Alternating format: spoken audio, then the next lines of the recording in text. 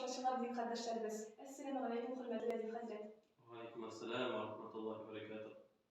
Bu mesafemizde biz rüşvetçilik turunda söyleşiriz. Latif Hazret, İslam dininde rüşvetçilik turunda neler ettiler? Rishvat degan so'zga kelganda u endi ko'pga zo'r teran ma'noga ega. Ne uchun deganda, chunki Payg'ambarimiz sollallohu alayhi vasallam bu turda aytgan, ya'ni qiyomat kuni bir alomatlari u rishvatchilik ortuv. Rishvatchilik ne uchun ishlanadi, ne uchun qilinadi, ne uchun kishi orasiga olib kirib, bunda endi rizq masalasidan boshlash kerak. Chunki Alloh taolaning aytishida har bir odam bolasini bu dunyoga kelgancha u Allah'ın rizqi yozilib qo'yiladi. Rizq degan so'z narsa u? Bizning Totarda endi u odatda oshib turgan rizq, arabchada uning ma'nosi teranroq. Ya'ni bizning tura turgan yerlarimiz, bizning yuri turgan otlarimiz, mashinalar endi masalan kiya turgan kiyim bo'lsin, shu oshib turgan rizq, ya'ni odam bolasining tanini qo'llanishga tegish bo'lgan butun u rizq.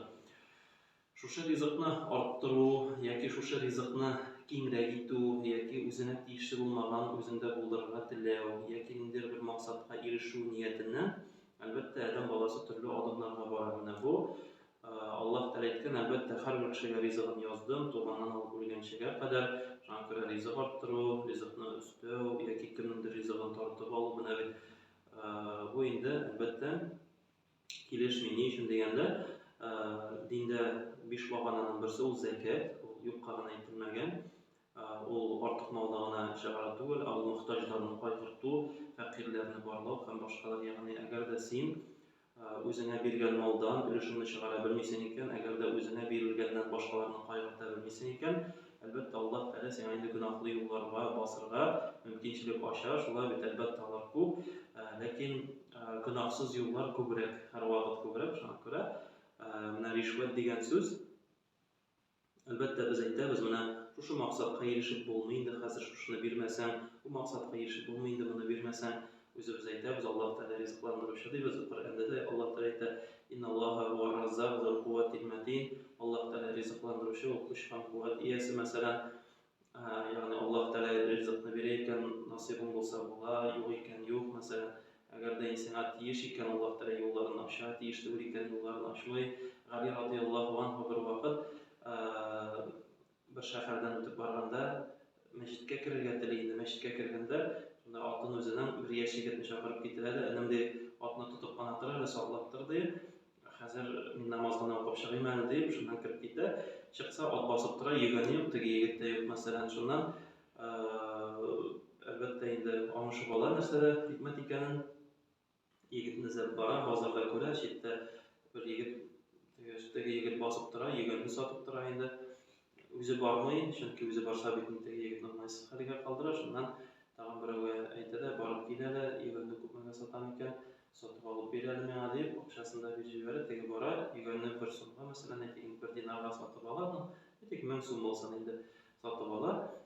Ham Ali radhiyallohu anhu shu yeganni tutadi, ham aytadi, qaradi, "Vallohi Alloh bilan ant etam" deyib, men bet chiqqach, ana shu oqshomni sadaqa etib bermoqchi edim deydi. Ya'ni agarda ozgina sabr etgan bo'lsa, ozgina kutgan bo'lsa, ularga halol yo'l bilan kiraydi. Lekin kishi oshiqtira, ama tez kerak, ama bugun kerak. Agarda shu ishlar ishlamasam bo'lmaydi, masalan, bu aytmasam bo'lmaydi, bu aytmasam bo'lmaydi. Ya'ni biz endi o'z qo'llarimiz bilan o'zimizni rizqni kesamiz yoki yana haloldan haromga chiqaramiz. Mana butun hikmati shunda. Shunga ko'ra narsaga desak-da, Alloh taolo taqdirlagan bizga tegishli albatta sababini qilamiz, lekin halol yo'llar bilan qilamiz. Ya'ni halol degan so'z u ruxsat etilgan yo'llar bilan. Endi rishvat u yo'lga kiradi. Ham u qiyomat kunining bir belgisi. Agarda biz bugun aytamiz ekan, rishvat orta, albatta rishvat beruvchilar ko'p, rishvat oluvchilar ko'p, chunki beruvchilar ko'payib, qo'shonlarni oluvchilar ko'payib. Agarda oluvchi bo'lmasa, uni beruvchi bo'lmas edi. Shunga ko'ra butun o'lkaga bu endi bog'lab, mana nindagina o'lka bo'lmasin, nindagina kishilik bo'lmasin. Agarda o'sha rishvatga kirib ketamiz ekan, o'sha rishvat orta ekan, demak biz qiyomat kuni o'z qo'limiz bilan yaqin aytgan bo'lamiz. Chunki Jalil Hazratning bir bek anlayışlı misali bor. Qiyomat kuni u narsa deganda bog'ga osib qo'ygan qopshiq shekilli. Agarda endi qopshiqqa gunohlar ko'proq to'la, demak bu narsa ona qarab bog'ni bog' uzilar. Agar gunohlar to'la ekan, demak bog' uzilib tishirga tegish bo'ladi.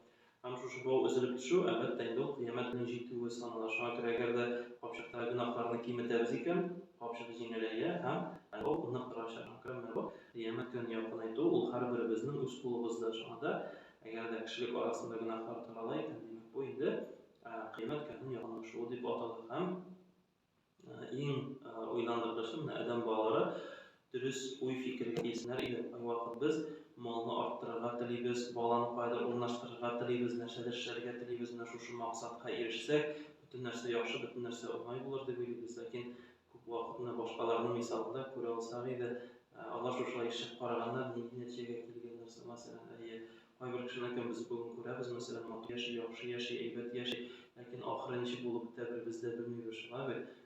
Qarun diýen bir kişi bolan, Qarun ol indi Peygamberler zamanında yaşıyor, Musa Peygamber zamanında mesela ana kilip eýdi, meňa diýip duga kıl hele, çünki men bek fakir, kötü ýaşaýym diýip, Allah Teala meňe baýlyk bersin şondan.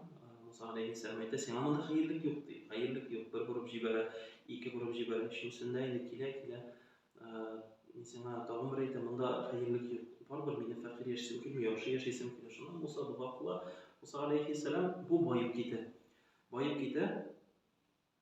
Allah'ın rahmeti, manın jirleri, manın küttürleri, manın ambarları, tutup aşlıklar, hatta da şu ambarlarındağı yüzaklarının, aşkışların küterip yürüyüşümünde de iki ezmevinde irat kirek edildi. Yani uylap barasam aşkış küterip iki irat kirek olmaz. Anda köp mal var, köp baylyk degen söz.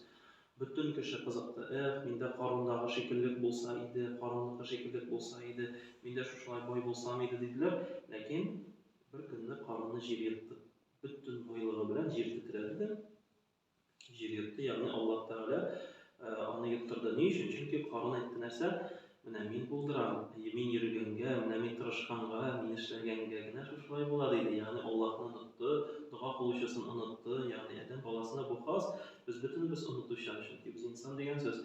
Hem bütün kişi näse diýdi, Qarunny jer ýetdiň, ýary mide Qarundaga şekillik boýlyk ýuwal diýdi. Şoňa bu iki ýakly uýlasynlar, kişiler uýlasyn, goýsa bizge haýyrly. Her bir kişige özü kötere alyrlyk gana birer. Ýagny adam balasyna Allah Teala özüniň nefsi kötere alyrlyk, özüniň nefsi düze alyrlyk, özüniň nefsi buldura alyrlyk. Şonti kimgedir Allah Teala artyryp berýän, ol munyň bilen buzulup giter.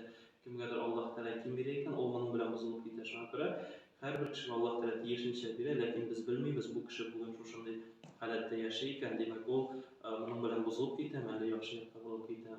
Bu wagt görebiz, awrlyk şekilde Allah Teala'ya kilebiz, özübizniň şin dostlaryny taba boşulary, özübizniň şin Allah Teala'dan sorarga, çünki Allah Teala iň birinçi menden sorarys, ondan bendelerge endeşegiz diýip, Allah Teala'dan sorar, albatta şu ýollarny bizge açar, anyň halalyn görsetir, oňaýly kişilerden ketirip çygarar. Şoňa bit Allah Teala her birimizge haýyrlary nasyp etseýdi. Rabbim Hazret ängimemiz üçin Allah'ın rahmeti bolsun, sizge kilerse şaşmalarga kadar. Özüňizge Allah'tan rahmeti bolsun. Rabbim Allah Teala şu işleriňizde haýyrly bereketli hem dowamly bolsun. Wa aleykum assalam wa